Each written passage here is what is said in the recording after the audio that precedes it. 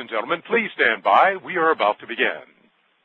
Good day, everyone, and welcome to the Promoting Economic Self-Sufficiency webinar hosted by the National Resource Center for Healthy Marriage and Families. Today's call is being recorded. And now, your hostess for today's call, Ms. Rebecca Fairchild. Ms. Fairchild, please go ahead, ma'am. Thank you so much, and hello, everyone. I'd like to welcome you to the National Resource Center for Healthy Marriage and Families webinar entitled Promoting Economic Self-Sufficiency, Promising Practices for Encouraging Economic Stability via Integration of Relationship Education focused on encouraging healthy couple, co-parenting, and marital relationships. My name is Rebecca Fairchild, and I am part of the Resource Center team. I'd like to thank everyone for joining us today. Before we get started with the presentations, there are a few housekeeping items I'd like to go over. Just to let everyone know, we will be taking questions at the end of the presentation, but we encourage you to submit any question you may have throughout the duration of the webinar. To do this, find the question and answer pane designated by the letters Q and A at the top left portion of your screen. You can click on that portion of the menu bar to open the pane, or you can open the pane and drag it off the menu bar to display it as a standalone box. Type your question into the top box, then click the Ask button. You will receive an automatic reply thanking you for your question. This frees up your question and answer pane, which allows you to ask another question if you choose. This presentation, a transcript, and a frequently asked questions document will be posted on our Healthy Marriage website, healthymarriageandfamilies.org, within 10 business days. If at any time you would like to view the presentation full screen, please press the F5 button. You can hit the Escape button or the F5 button again to return to the normal view. Today we will have presenters from the National Resource Center for Healthy Marriage and Families, Robin Senezal, Project Director, Ted Futris, Training and Technical Assistant, Deborah Gilmore, Family Safety Expert, and John Barner, Training and Technical Assistant. We will also have our special guest presenter today, Melanie Reese, Coordinator at the Utah Commission on Marriage, Department of Workforce Services. And with that, I'd like to turn it over to Robin. Thanks, Rebecca. So what I'd like to start with are our goals and objectives for today's webinar. First of all, we're going to be describing promising practices for integrating healthy marriage and relationship education into safety net services. You're going to hear some actual examples of how this integration has taken place, and you're going to hear some information from the recent forum that we did with stakeholders. We're also going to share strategies and examples of how to develop a plan of action for integrating healthy marriage and education skills into existing services, and we're going to describe how the National Resource Center can assist you with this process. For the National Resource Center for Healthy Marriage and Families, our mission is to connect healthy marriage education skills and safety net services as an integrated approach to strengthening families. When we talk about healthy marriage education skills, we're really focusing on skills like communication skills, conflict resolution skills, and critical skills like parenting and financial literacy. When we talk about safety net service providers, we're actually talking about all of the different support systems that you see around this diagram. These services, TANF, tribal services, mental health, Head Start, SNAP, all of these different systems that you see are what we really consider touch points that work with families, particularly families in crisis, and help move these families to self-sufficiency. Healthy marriage and relationship education skills are foundational skills that can assist families in that transition to self-sufficiency. So what do we offer at the Resource Center? We offer research that supports and promotes the integration of healthy marriage education skills. Lots of research that we have in our library will help you and your colleagues better understand this. Also, we have resources, tips, and tools for you to use and share with the families that you serve. And we offer training and technical assistance, which you'll hear more about today as well, to help you support stakeholders like you as you work to implement these integration strategies that you're going to learn more about. So with that, I'm going to turn it over to Ted. Thank you, Robin. Good afternoon, everyone, and thank you for joining us here today. Before we get into kind of what integration of healthy marriage and relationship education skills looks like, we want to reinforce the why. Why is it relevant? Why is it important? Why how does promoting healthy couple marital relationships facilitate economic self-sufficiency? And you might hear a little bit more about some examples of this from Melanie when she speaks a little later. But in general, research is showing us that the interpersonal skills inherent in couple dynamics and in terms of what they can learn from healthy marriage and relationship education transfer into the workplace. Those are the same communication skills, conflict management skills that help coworkers manage day-to-day differences and challenges and stress. So those skills transfer over. As well, employees in healthy couple and marital relationships are more productive. They miss less work. That the stressors from home spill over into the workplace. You're not feeling well at home, you miss more work, and there's actually a strong correlation between healthy relations at home and productivity at work. We also know that financial literacy skills, which is one aspect of marriage, healthy marriage and relationship education, those skills help families better manage those limited resources. A lot of times individuals who struggle with just how to balance their budget, balance their finances, live on a tight budget, and these skills can be very helpful to them. And then the parenting skills that they can learn can also reduce stressors and improve co-parenting.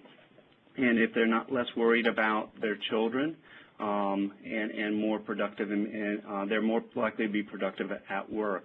We also know that for many of the families that you work with, as they're trying to find employment and they're acquiring the skills that they need to secure and maintain employment, having a strong supportive home environment is critical during that time. So having a partner who reinforces and supports them as they try to secure employment and achieve economic self-sufficiency is important. So there's clear research showing the linkage between healthy couple and healthy marital relationships and the economic stability and that individuals can acquire. So when we talk about integration, we're really focusing on, we've narrowed it down to 3 levels of integration. And I'll provide a brief overview with some examples of what those entail. And at the very basic level, that first level of integration, there's basic engagement. And that's as simple as providing handouts and material, sharing information, whether it would be with your colleagues or your clients. It could be tip sheets, fact sheets that are developed, brochures or handouts that help create and build awareness and understanding and knowledge regarding healthy marriage and relationship education type skills. And these are resources that you can find on our National Resource Center website. And we can provide you with assistance with identifying the resources that are a best fit with the services you provide and the clients you work with. At level 2 is where we hope to help you, and you might be here already, establish partnerships, whether it be with agencies in your community, other community partners, relationship, financial, parenting experts around you that you can either refer clients to or who can come into the programs that you currently offer and supplement them with this type of information. And again, at the Resource Center, we have some tips and tools that can help you in developing and sustaining those partnerships and building those cooperative relations with others. And some guidance on choosing the right fit. You gotta, it's that analogy of who's on the bus and which direction is the bus heading. Are all the right people on the bus heading in the right direction, working together for the common goal? Then we have level 3, full integration. And this is where we hope to, if you're not here already, help to facilitate movement towards training your staff, training those that work within your agencies in offering healthy marriage and relationship education skills. Understanding what that looks like and how you can teach it and providing the tools that can be taught. And the Resource Center can help with identifying local experts who can provide training, as well as the center providing training for you. And we'll talk a little bit more about the training resources we have available and what's coming in the upcoming months and year. So to illustrate some examples of what this looks like, we reinforce level 1 is that basic engagement. Again, putting handouts out in waiting rooms that promote healthy relationships. And they might be distributed during face-to-face meetings, or put in waiting rooms such as in child support, TANF, WIC offices, or say, for example, during tax season when clients are coming in to get support with their taxes, providing them with information on how to handle the stress as a couple created by financial burden. As well, at level 2, this is where you identify community partners, and community-based organizations may already be offering healthy marriage education, parenting, or financial literacy classes. Cooperative extension agents, if you're not familiar with them, they're often found in states at land-grant universities and throughout the state and county offices, might be offering programs, as well as healthy marriage or asset for independence grantees may be a great partner who can help come in and offer these type of services to your clients. Formal, informal referrals can be made once appropriate partners have been identified. And partners may even be willing to come on site and offer workshops if you have available space. And then we look at level 3, and this is where we hope, train your staff, train volunteers to offer relationship education skills at career centers as part of job readiness programs. This might even be something that's offered alongside with classes at WIC offices, for example, where financial literacy classes can be provided, say, during nutrition classes. So it's not just focusing on nutrition, but it might be on supplementing that with how to finance those resources and how to work together as a couple, or in developing those future healthy relationships that help sustain economic self-sufficiency. And with that, I'm going to turn it over here to Deborah, who's going to talk about the importance of promoting family safety and considering that as you integrate at the 3 levels. Thanks, Ted. As Ted mentioned, I'm going to talk a little bit about family safety, and the reason why is because promoting family safety is an integral part of integrating healthy marriage and relationship education. Most of you, as stakeholders, safety net stakeholders who serve low-income folks, you know that poverty is interrelated with intimate partner violence with child maltreatment, and that all 3 are correlated with negative health and well-being outcomes. And in part, that's because when we talk about family safety, what we're really talking about is a wide variety of problems and concerns, and some of those are situational, and some of them are chronic. So when you start to look at the numbers, you realize that those numbers can really be impacted by how you're defining family safety, violence, and child maltreatment. To me, the numbers that you're seeing here, which are all federally pulled together numbers, if you will, they not only show the high risk of working with a family impacted by violence or maltreatment when you're working with the low-income population, but because poverty is the top number, they also do something else. They show that not every family living in poverty is involved in family violence or neglect. So they're a reminder not to make assumptions or judgments about the people we work with or serve, and they're also a reminder that there are situational issues that healthy marriage and relationship education can address, and all of us can benefit at some level from strengthening our families by not only knowing but reminding ourselves of the skills that are part of healthy marriage and relationship education. Safety versus risk is what is covered here, and it's because when we talk about relationships in healthy marriage and relationship education programming, we get into something that's really about intimacy. So it's very likely that intimate issues or home issues will arise. So if there are already unhealthy situations or patterns within a home, integrating healthy marriage and relationship education is likely to bring those out. And we want to make sure that we have protocols that address that wide range of problems and address them not all the same, because one size does not fit every family. So the ways that you do that, and we'll talk about it a little more with the next slide as well, can also vary. If you are just looking to determine if a client that you're working with is safe or unsafe, you probably know that there are safety assessment tools that you can use to do that. There are also safety assessment tools that you can incorporate to help you determine if children in the home are safe or unsafe. Because when we're talking about safety, we're really talking about an immediate danger. Is there something that requires an immediate response because the person is no longer in a situation that they can stay in and remain safe? There's also a larger pool of individuals and family members and children who are at risk every day.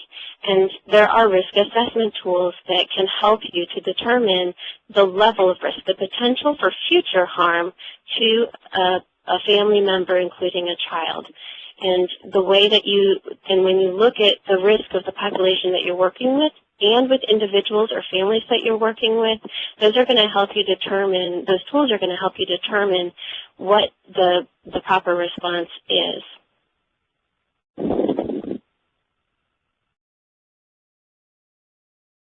And coming back to that idea of levels of integration, these are some samples of strategies that you can use. Ted already talked about the first one. So in addition to pamphlets that talk about healthy relationships or maybe give tips and tools on ways that you can communicate, for example, with your spouse about finances, that sort of thing, you can also distribute, and perhaps you're already doing that depending on what kind of provider you are, on recognizing signs of domestic violence. Again, with partnerships, if you do not have domestic violence specialists on staff, it's a great time to get together. It's a great reason to get together and form partnerships just to develop pamphlets that are specific and that address signs of unhealthy relationships. If you move into full integration, or even if you are just providing certain programming, certain educational skills, you're sort of picking and choosing the ones that you want to integrate into the services that you provide, then you could consider a family safety curriculum unit as part of what you're providing. And finally, I talked about risk assessment, and so this just gives you some examples from mandated reporting. If there is a concern about a child in particular, all the way to referring out to other service providers and building solutions with your participant. And all of that can be based on the level of risk that you see within the population that you're working with and the individuals that you're working with. And with that, I am going to turn it over to our special guest presenter, Melanie Reese. Melanie. Thank you, Deborah. I'm very happy to be here. Utah is in the second level of integration that Ted talked about, hopefully someday to move into that third level. Just like to start out with a little bit of history. The Governor's Commission on Marriage began in the Utah Governor's Office in 1998 as an advisory board. The only funding available was through the Department of Human Services to cover the salaries of a coordinator, an office assistant, and office supplies. We had to seek sponsors for anything we wanted to do, such as our yearly Marriage Week USA conference. However, funding was fairly easy when the governor's name was attached to the request. In 2001, a funding opportunity arose in the form of a state TANF grant from the Utah Department of Workforce Services. The Commission applied and received its first substantial funding of $600,000 and 18 months to accomplish 6 projects. Our top project to guide our efforts was a statewide baseline research of Utahns' attitudes on marriage and divorce, and a copy of that study can be found on strongermarriage.org. It was modeled after Oklahoma's survey with some questions added about mental health and religiosity. We also developed a website for statewide access to research-based information about marriage and a place to find local services and classes. We trained 76 individuals to teach prep, and we created a free online marriage course through Utah State University. We provided marriage education packets to home visitor programs and a free marriage video through the county clerk's offices to couples applying for a marriage license. We began meeting with the State Office of Education and were successful in finding ways to expand and increase enrollment in the high school elective course entitled Adult Roles and Responsibilities. This one-time temporary funding was the jump start we needed to gather data and create useful information and services.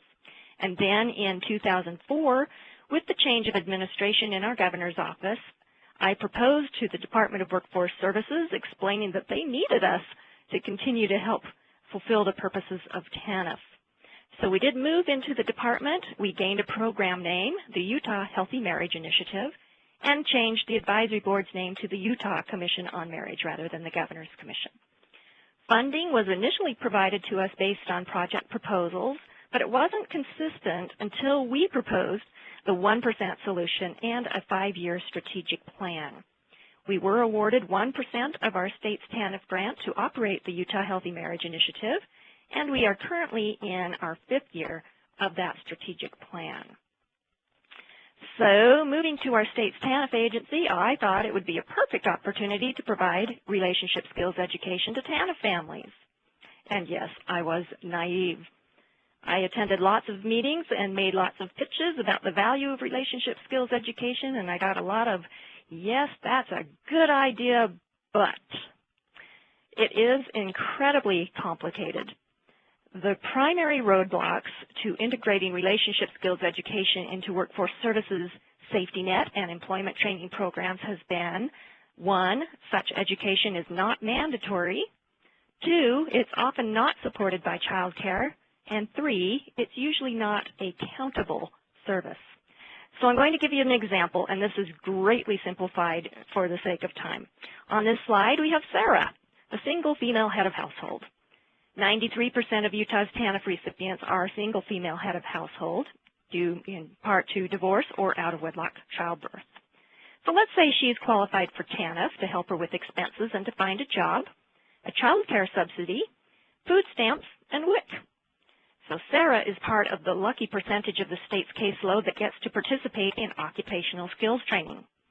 Single parents with a child under age 6, like Sarah, must participate in work activities for an average of 20 hours per week. However, in order to receive occupational skills training, she must first get her high school diploma or GED. This is not a primary participation activity. Her time to get that high school diploma or GED doesn't count. This becomes a complication to get child care through CCDF or TANF because Sarah must be working 15 hours a week or participate in approved training activities in order to receive a child care subsidy through CCDF or TANF.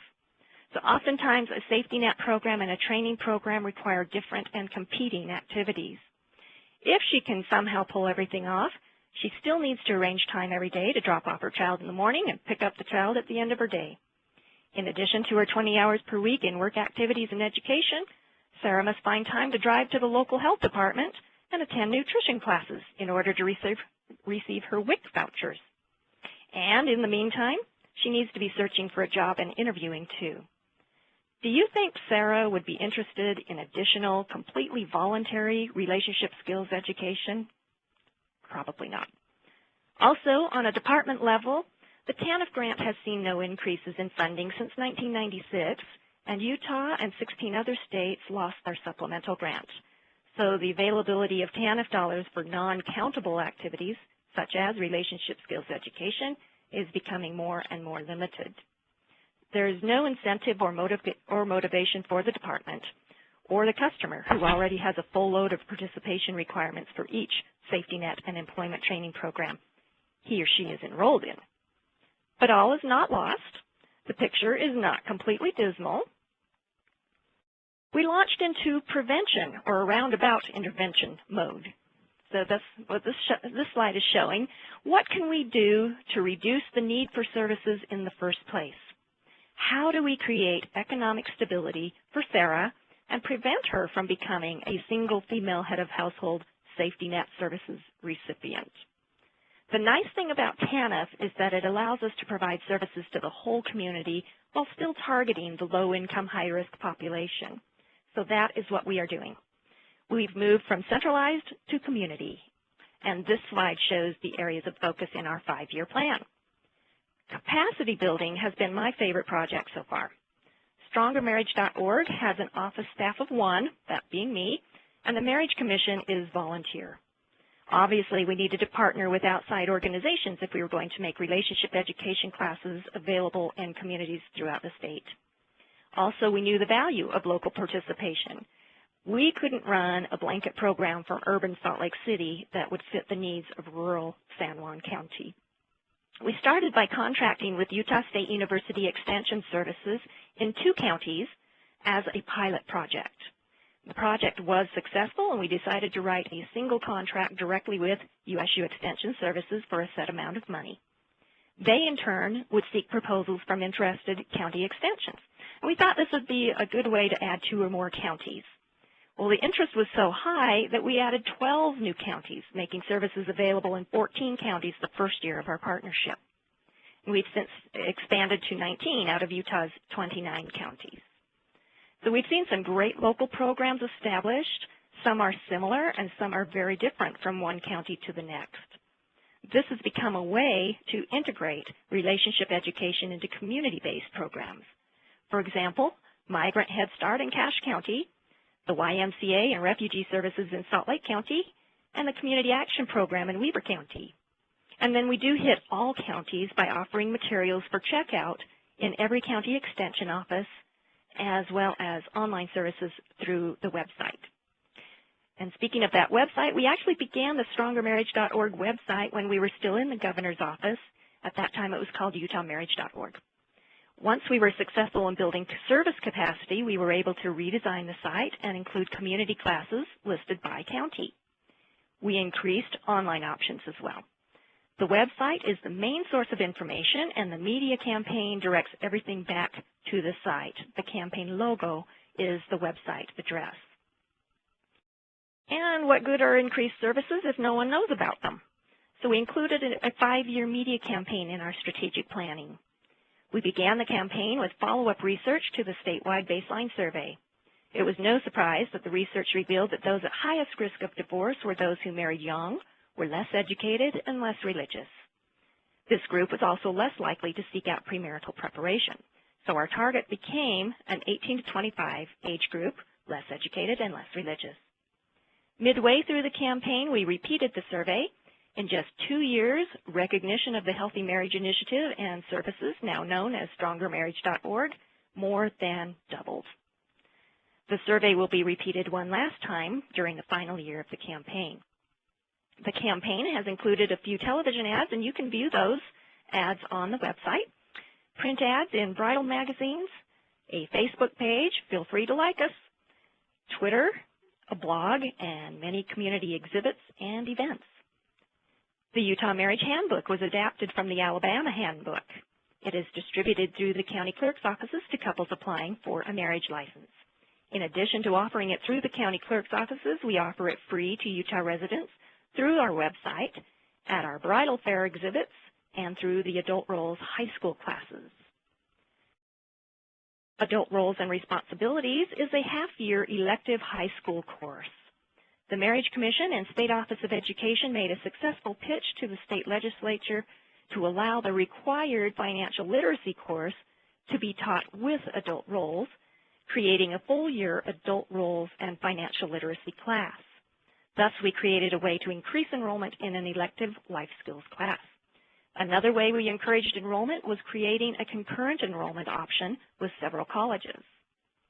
All adult roles instructors and students receive a Utah Marriage Handbook to be used as part of the curriculum. And then another far-reaching activity is our yearly marriage counseling training for professionals.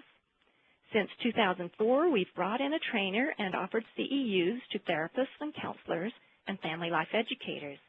We average 400 in attendance from around the state. So with all of these tools, we have seen success in integrating relationship skills education to programs on a local level, such as Job Corps, community action programs, and Head Start and Migrant Head Start programs. One community was able to teach John Van Epps how to avoid falling for a jerk or jerkette at a local workforce services office to those single female heads of household. We've been able to provide classes to refugee, Hispanic, and Navajo communities and at businesses like the IRS in Ogden, ClearLink, which is a call center that hires lots of college students, and the State Employees Employee Assistance Program. High schools have requested a No Jerks overview as well as 4-H and after-school programs, and we now have monthly consistent classes or date nights for the general public and multiple Marriage Week USA events throughout the state. So what we've learned is that there's more than one way to skin a cat. We will, of course, continue to seek ways to combine safety net and occupational skills training requirements and include relationship skills education as accountable towards fulfilling those requirements. We will also continue to build on our successes of promoting and partnering to integrate relationship skills education through multiple and varied local avenues. And I hope you enjoy this picture of this cute but perturbed kitty. And with that, I will turn the time over to John. Thank you so much. What I'll be reviewing today are just some of the lessons, particularly the challenges and strategies for integration shared during the National Resource Center for Healthy Marriage and Families Peer-to-Peer Network Forum. And that was held in Washington, D.C. on July 18th and 19th of this year. The purpose for convening the forum was for federal, regional, state, tribal, and county safety net stakeholders to share challenges experienced and successful strategies employed to strengthen the integration of healthy marriage and relationship education and skills into their existing economic self-sufficiency service provision. One major challenge that was mentioned by the conference attendees is maintaining effective communication within and between agencies. And we just saw with Melanie's wonderful example how many agencies have to be involved and kind of have to be on the same page to get successful integration from the challenge category into the success story. And this initiative is much more successful if there's some kind of existing network to bridge the gaps. The gaps can be filled by establishing a firm base of communications between agencies and establishing a type of network that's going to fit within the existing county structure, as we saw with Melanie's example, or other larger statewide networks. What a lot of the stakeholders who attended the forum mentioned was that connecting with community-based organizations is the first step in creating a successful network. Finding those agencies that already have buy-in from the participants, from the families that you serve, and that can be a huge asset that is often untapped. Community partners mentioned included faith-based organizations, nonprofits, schools, including universities and cooperative extension agencies, and other professionals within the communities. They can provide resources, ideas, and connections that make integration a success, particularly during those times when you're transitioning from, say, a level 1, when you just have flyers for marriage and relationship education, maybe out in a couple of waiting rooms or a couple of foyers, to level 2, where you're establishing these partnership networks and really looking at how to best get services disseminated throughout your area. Potential partners can range from large agencies to small organizations to even individuals. Some stakeholders chose to plan meetings. Again, these were either informal meetings or formal meetings or forums that included as many partners as they could identify to keep everyone informed, on the same page, and to explain and discuss shared common goals.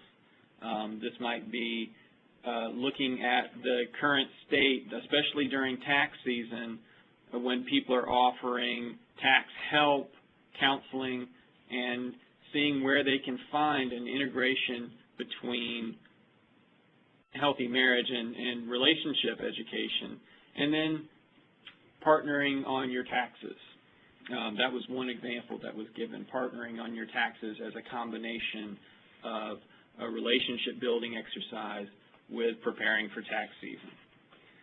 If it's an option, agencies can benefit from bringing everyone to the same table to compile these opinions, ideas, and resources, and maybe publishing that on the internet or sharing it via email or listserv.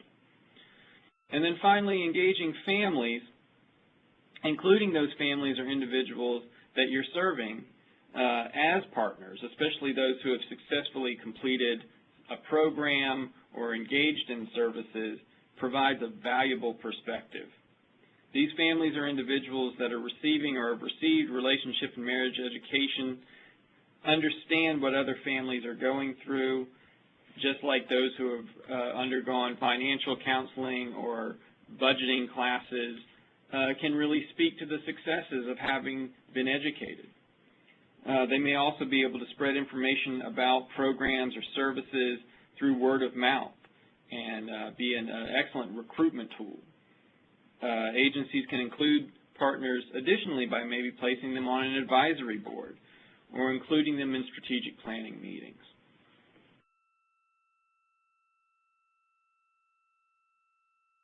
In such a complex system of agencies, departments, and individuals, sometimes information gets lost in the shuffle. So information sharing was brought to us by the attendees of the forum as a major component, particularly in making integration, successful integration steps up from one level to another. One barrier stakeholders identified was that sharing information with the state about families they served was often done in a piecemeal fashion. There wasn't a clear means of sharing that information. And so participants suggested that sharing information through a dedicated venue, like a listserv or an email chain, having those formal and informal meetings, and so celebrating successes by inviting families and individuals served along with state and community stakeholders, partners, champions, facilitators, and leaders brought everyone together and informed them all on the successes of any kind of program or initiative initiative of integrating services. Marking the connection. When you're operating in a large system, it can create disconnections across agencies. Levels of government, federal, state, regional, and local agencies can sometimes be lost in the chain of communication. And when you lose a link in that chain, you lose a vital means of support. One way to overcome the obstacle that was shared with us is to create a network of sharing the information within partnering organizations. There may be one or two people who are the go-to individuals for your integration effort. They may be relationship experts, they may be people who have been identified through cooperative extension or another means to provide topic-sensitive information or bring up the topic when talking to others within the network. And then when you have established a group of these people who you've identified, you can create an action plan for building communication bridges that can be a first step in creating your plan for integration and success. Educating your supporters, directors of agencies, state legislators, the governor, as in Melanie's example, the mayor, and other high-level officials to receive their support can make getting the support of those much easier. Again, a lot of money comes with the support of someone at the very highest level of public service. Putting a face to your cause can create a connection that may lead to a strong partner or supporter. We call these individuals champions. But it also requires a lot of work to maintain that connection. Phone calls, face-to-face conversations, and meetings, and will require more time, but may be worth it in the support that's received. Once the relationship is developed, we can also let them know who else is on board and start building your network from there. Inviting these supporters to events including celebrations of success, and keeping them informed about action plans and decisions that are being made, really convey to them that the investment was worth their time and resources. So how do you craft that message? And who do you craft that message to? The message that agencies send to peers and partners regarding healthy marriage education, healthy marriage and relationship education can create broader support, greater support, and more understanding of the goals that you may have. By developing relationships with peers and partners, you can personalize the message, tailoring the information to your potential partner's interests, resources, or needs. This can be done there are many effective strategies that were brought up at the forum, such as doing presentations, handouts that are part of a level 1 integration effort, video testimonials, or sharing statistics. Each partner is different and therefore can benefit by different types of message. It's also important to create a sense of shared obligation. Several stakeholders made it clear that creating an idea of, quote, our program and not, quote, my program provides peers and partners with a sense of ownership. The message that you send to the public is very important in terms of gaining their support for an effort.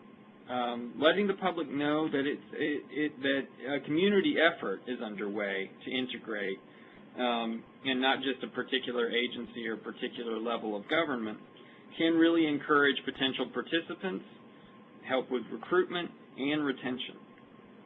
Several stakeholders suggested partnering with a public relations firm, if possible, to craft this message.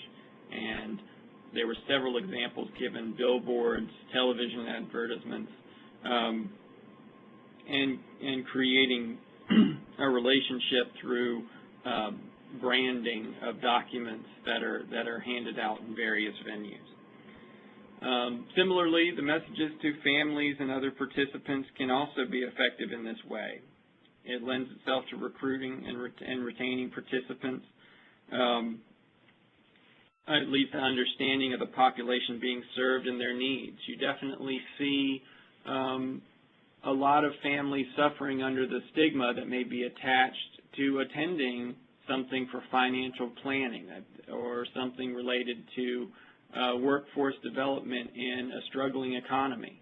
There are stigmas attached to these, just like there are the stigma that your marriage is in trouble if you're going to a marriage and relationship education class. Partnering to break stigmas is an important part of effective, successful messaging to participants. And many stakeholders agreed that handouts and word of mouth was probably the most effective in communicating this message.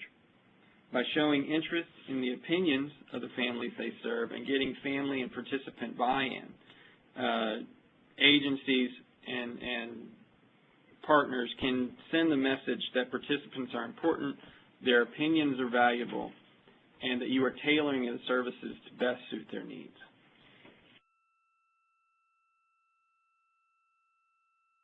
Some more effective strategies, and these kind of tie in very similar to what when Ted was going over the levels of integration and some of the examples. Strategic planning, it involves making those decisions that directly correspond to the circumstances. And when integrating healthy marriage and relationship education and skills into services centered on economic self-sufficiency, this may be the result of strong collaboration and partners between, say, a TANF office, WIC, and maybe a class in financial planning that's going on at a university. Having some effective communication and messaging within all of those partners, and then getting some buy-in maybe from some participants who may be participating in both the financial planning class and then the proposed healthy marriage and relationship education service. Recruitment and retention. One challenge that several stakeholders identified was recruiting and retaining participants. stakeholders identified several strategies to overcome these challenges, including, again, efforts to partner to remove any stigma associated with the activities or events, building trust among participants, and once that trust is built, using those same participants who are willing to recruit others into the community through word of mouth. Providing integrated program support that helps families to participate, such as transportation, child care, or even a meal, can increase attendance and retention. Agencies may be able to talk to state officials about lowering the cost of a marriage license for couples who complete a premarital counseling course. Federal stakeholders, including TANF offices, may keep in mind that these supports are useful and may be important when considering funding an integration effort. And then addressing special circumstances. Often the families that agencies serve may have a special circumstance that makes integrating marriage and relationship education into their lives more difficult. And again, by extending that network beyond just what's easily identifiable as helping economic self-sufficiency or workforce development. They may need resources that take care of basic needs, such as safety, like Deborah spoke about, food, shelter, and health care, before attempting to educate them on healthy marriages and relationships. Partnering and having at least some information sharing with people in areas such as family safety, family and child safety, literacy efforts, health and mental health services, homeless shelters, substance abuse organizations, and can only strengthen the networks that are developed to promote stable and healthy marriages and family. And then adapting for diverse populations. In order to reach diverse populations, during an integration effort, you need to know your audience. And this may include having some flexibility with curricula that you've identified, conducting research on the cultures within your communities that facilitators may not know much about, taking cultural differences into account, and knowing the history surrounding the population. In aligning curricula with community needs when going for that last third level of full integration, stakeholders identified finding a cultural ambassador, another type of champion, to serve between agencies and the diverse families that they serve. And then finally, the right curriculum and facilitators. That road to full integration, several stakeholders identified, is a combination of finding skilled facilitators and a good curriculum that combines all of the elements. It may be financial planning or workforce development with healthy marriage and relationship education and skills. Several identified this as a challenge and said that they were still ongoing, there was still an ongoing process to find that right combination of a curriculum and facilitators. Many had suggestions on how to find good facilitators within their organization. Some found that in a small community, the staff needed to choose a facilitator that had a good relationship already existing personal relationships and a background. Others said that if it was too much, that could be a challenge. It was important that there, on a baseline level, that there was buy-in for staff and facilitators as well as leaders, so that facilitators could continue their service as well as with the facilitation of the new healthy marriage and relationship education effort. For most agencies, facilitators, and staff are spread throughout a state or region, which can also create several barriers. So again, the focus becomes on communication among facilitators and dissemination of the curriculum throughout an area.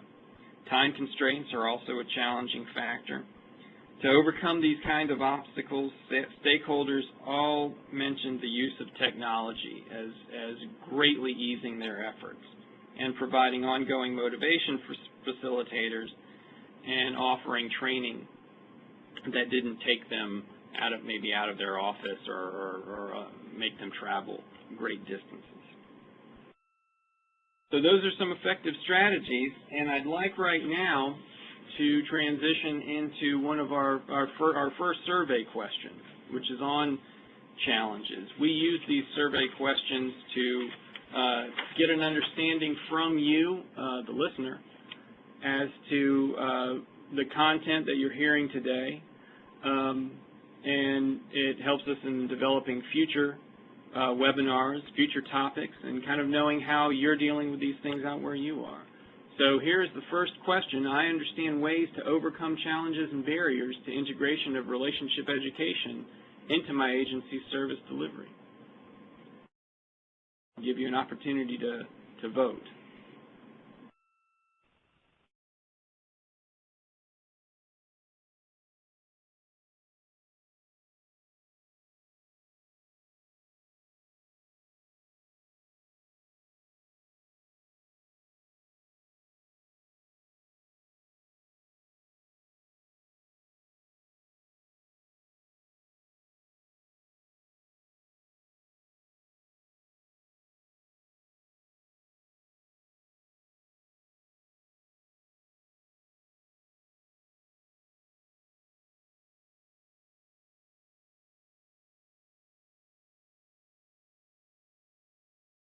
All right, we've got one more question for my part.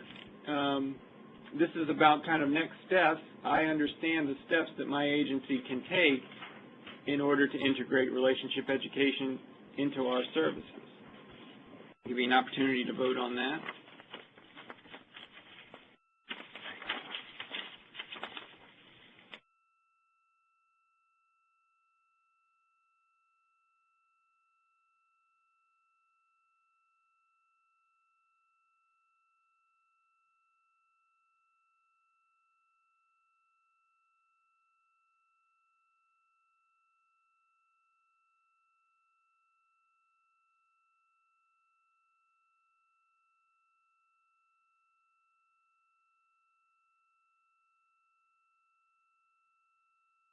All right, now that we've had some background information and discussions about implementation, challenges to integration, and opportunities for partnership, I'd like to turn it over to Robin, who will highlight tools and products available to us from the Resource Center for our integration efforts. Thanks, John. And a special thank you to Melanie for telling us all the great stuff that's happening out in Utah. So here we are back talking about the Resource Center itself. It is a virtual resource center, and as you can see, it is designed to be very user-friendly. One of the tabs that you'll see when you go to the Resource Center is a tab called Success Stories. If you click on that tab, you're going to find out more information about Melanie's efforts in Utah, the Utah Healthy Marriage book information. You'll also see about the State Office of Education and the way that they've integrated that adult roles and responsibilities into 95 high schools. So that's one of the things that we highlight on the Resource Center website. Now that's Utah, but if your state is doing something exciting that you'd like to see highlighted, feel free to send us that information and we'll highlight you as one of our future success stories. Also on the Resource Center, you'll see a lot of information that goes back to some of the things that you've heard on today's webinar. You'll see information about family safety that Deborah talked about. You'll see the research and statistics that I mentioned earlier would be helpful to you in communicating the value of healthy marriage and education to your stakeholders. One of my favorite reports, the taxpayer cost of divorce and unwed childbearing, that report is out there. There's also another great one, Marriage and Family Wellness, Corporate America's Business. That's another great one for communicating to the workforce the value of healthy marriage education skills to help stabilize families, increase workplace productivity, and reduce absenteeism. John also talked about a variety of things related to developing programs and partnerships You'll see that information out there. You'll see information about how to develop partnerships. We also have some tools like sample partnerships agreements, information on how to identify and develop appropriate partnerships.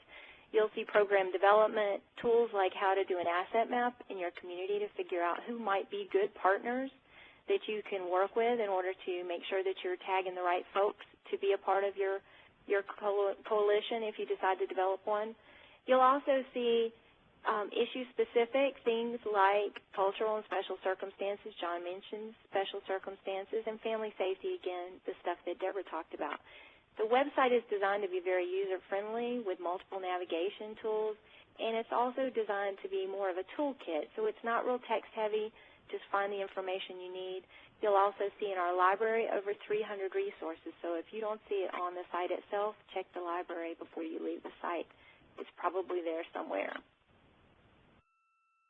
So with that, let's talk about recap. The National Resource Center, how can we help you in doing these different levels? You heard Ted talk about the levels of integration.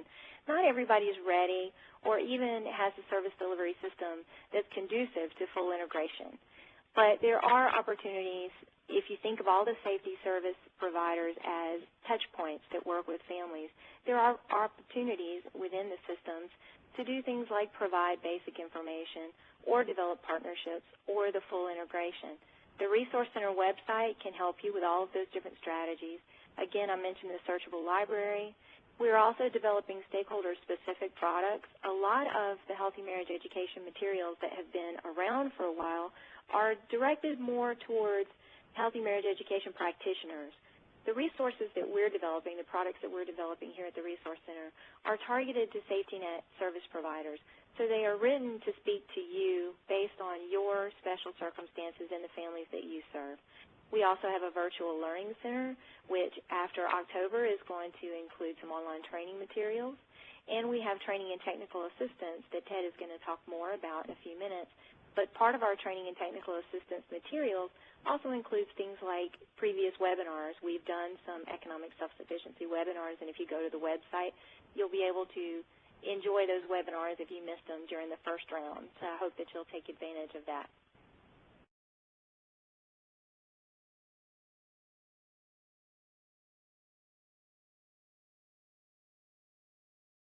Oh, wait. Okay, we just back up. There we go. All right. Sorry, we had a little snafu with a website. So whenever you reach out for training and technical assistance, I wanted you to be aware of what the expertise is behind the Resource Center. The Resource Center staff collectively offer a wealth of knowledge and experience and expertise to meet your training and technical assistance needs. A few examples of the types of experience are research, program design, implementation, organizational development, policy analysis, public-private partnership development, strategic planning, stuff like that, as well as an array of topics: healthy marriage, family strengthening, parenting, asset building, family safety, child welfare, social justice, workforce development, and anti-poverty. Additionally, we have a cadre of experts in varying fields that we can also call on to support our staff and to support you as you work towards the integration. So with that, I'm going to move to another one of our survey questions. Here we go. All right. So now you'll have a chance to weigh in on this one. I know more about resources available from the National Resource Center and how these can assist in integration of relationship education into my agency's service delivery. So we'll give you just about 30 seconds to weigh in on that one before we turn it over to Ted to talk about future training technical assistance opportunities.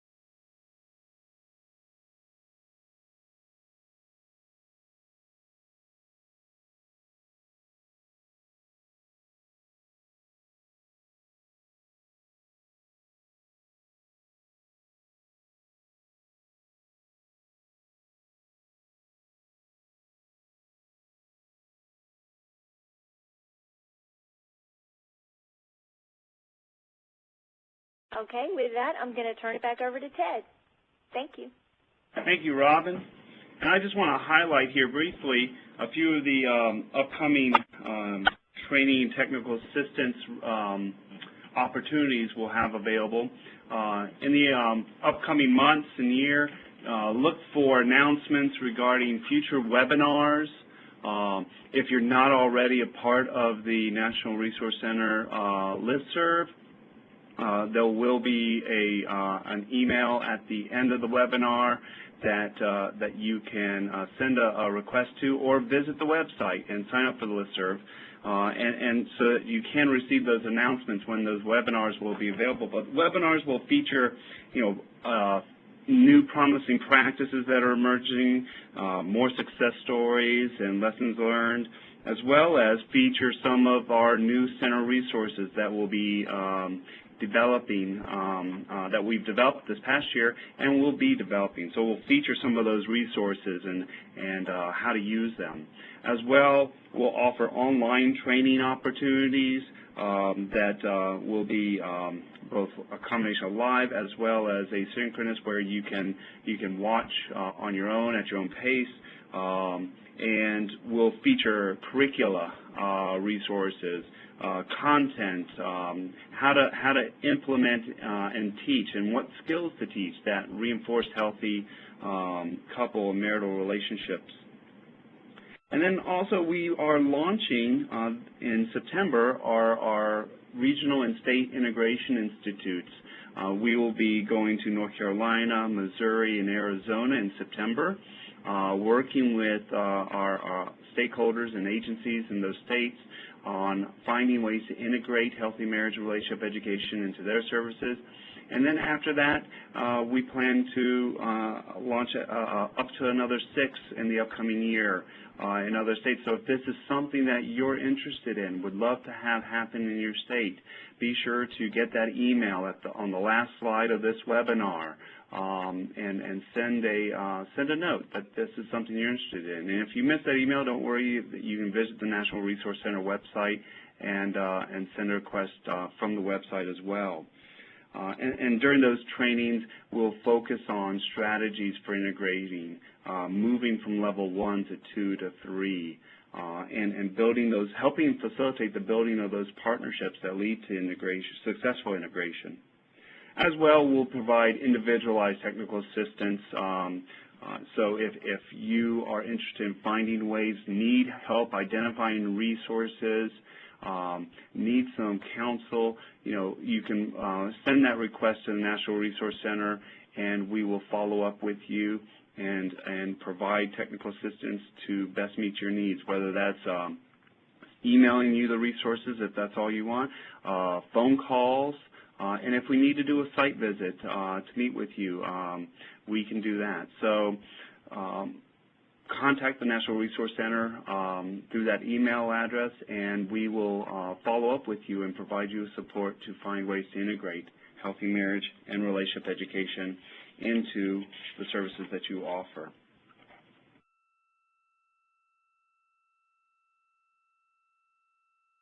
So with that said, here is that email address, and happy to have you contact the Resource Center, but we have a few more poll questions that we'd love to have you respond to before you sign off. And also before you sign off, we will be doing Q&A here shortly. So we will keep this contact us up there. I'll bring that back here shortly. But we do have a couple more questions to ask you, and then we're going to go into question and answer. And Rebecca will walk us through how to post questions if you haven't already done so, if you have some questions. But first, we'd like to ask, are you likely to talk with others at your organization about the integration of relationship education into your current services or your role at work? Love to hear from you, whether you plan to do so, maybe not sure, or if you don't plan to do so. And we really hope you will. I'm going to give you a few moments here to respond.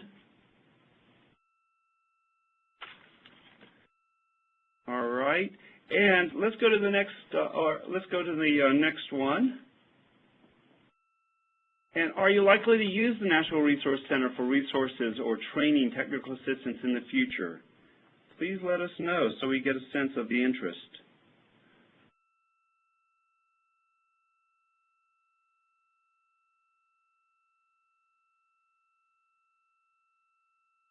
Wonderful, wonderful. All right.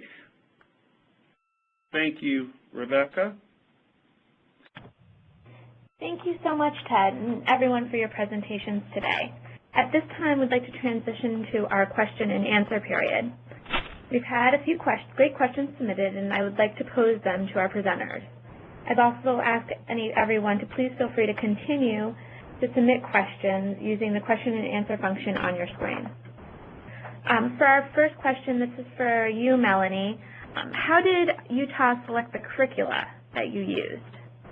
We left the curricula up to the local extension agents. So some of them are using what is called marriage survival. Some are using how to avoid falling for a jerk or jerkette, depending on what kind of services that they are providing, whether it's a date night type thing or if it's a full-fledged class once a week for 6 weeks. We've left that up to the locals for their local expertise. Great. And actually, as a follow-up question, Robin, does the Resource Center offer assistance in choosing appropriate curricula for an agency or for an organization? Yes, actually the Resource Center is in the process now of developing a curriculum assessment tool that includes free and low-cost curriculum.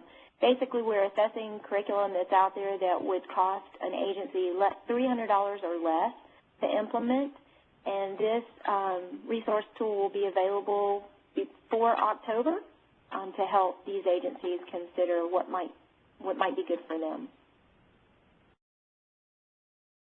Great. John, this is actually a question directed towards you. At the event that you mentioned, did participants give ideas on ways to engage families, particularly in healthy marriage, if the healthy marriage program was voluntary? Yes, there were a lot of the forum participants would would host events that were recruitment efforts, like hosting a date night where they had arranged for child care to be provided so that couples could come and have a meal, hear a little bit about the education effort, and just kind of enjoy some time by themselves. There are other volunteer efforts for people to talk about their own relationships. Were often done is kind of talking about your relationship ups and downs. Those were done often on college campuses by extension providers. There was a lot of talk about doing those where now those were very often they were done for all women, and then sometimes there were some men's groups talking about relationships where they would have, and then there were efforts at some to recruit couples as well. Great, and we have one more question, and Melanie, this is for you. What would you, from your experience on working in the workforce services, what would you say the first step in an agency should do in reaching out to create a partnership with organizations providing marriage and relationship education, or partnerships with organizations in the community to work with healthy marriage or relationship education? Okay, if I understand the question correctly, one of the first things that the Marriage Commission found helpful was to connect with our state's TANF director. So whoever that director might be in your state, whether they're at Human Services or Social Services or wherever that person is, it helped us to contact the local TANF director to find out what direction the agency was interested in going, what they wanted to report back to the federal government, and get that support to begin with. And then to involve the community, we actually I guess we had sort of an advantage, disadvantage. We had such a short period of time when we first got funding to create a partnership that rather than, and being a state agency, we would normally have to put it out for bid. But since we had such a short amount of time, we went with another state agency so that we could create an interagency agreement. That is how we connected with Utah State University, and that happens to be our state's land-grant college, and we connected with Extension very easily that way. And there again, we have Extension agents in each county of our state. They know their local populations. It's a beautiful marriage. Great, and we actually just had a last-minute question submitted, and Robin, Robin or Ted, if you want to take this one. There's a question: are there any curricula that deal specifically with domestic violence?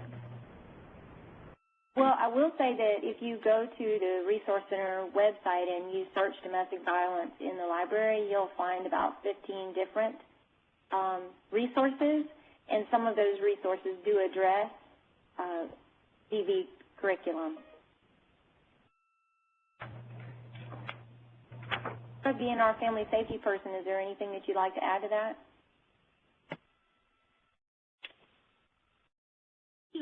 Thanks. No.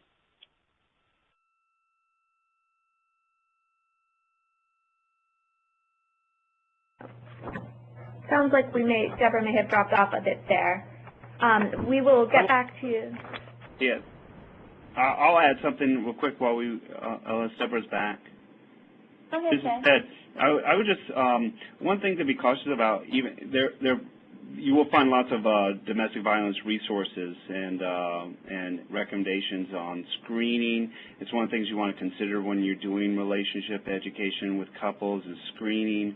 But there also might be curricula for helping victims of domestic violence as they rebuild their life, rebuild future relationships. But you want to be cautious about teaching from an educational perspective relationship education with couples who've experienced domestic violence, particularly acute and type of domestic violence. Those are couples that are more likely going to require referral to counseling as opposed to using educational resources. But there is recent research reinforced showing that couples who experience situational violence, where it might just happen one time because they lost control, it's not a pattern, where education around managing conflict can be helpful for those couples.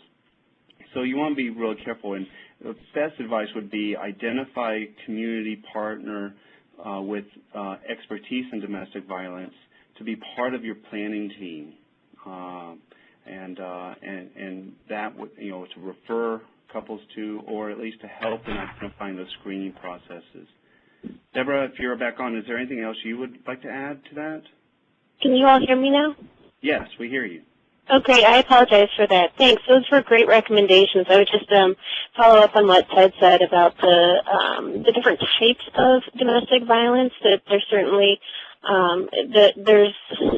there's no real good evidence out there yet about what there's no cutoff, if you will, on the level of type of violence that or unhealthy relationship at which you should no longer be providing relationship education. That said, screening tools and risk assessment tools, and as Ted mentioned, having both a domestic violence expert and a child welfare or child maltreatment expert at your planning table are really the ways that you're going to be able to make appropriate decisions on who you decide to include, who you refer out, and when you do that. Great. Well, thank you, everyone. This ends our question and answer session. Just as a reminder, this presentation, a transcript, and a frequently asked questions document will be posted to our website, healthymarriageandfamilies.org, within 10 business days. I'd like to ask everyone to participate in a final poll question. Just as a reminder, all of your responses are anonymous, and this really helps us plan for our future webinars. I'd like to thank everyone for joining, and have a great afternoon.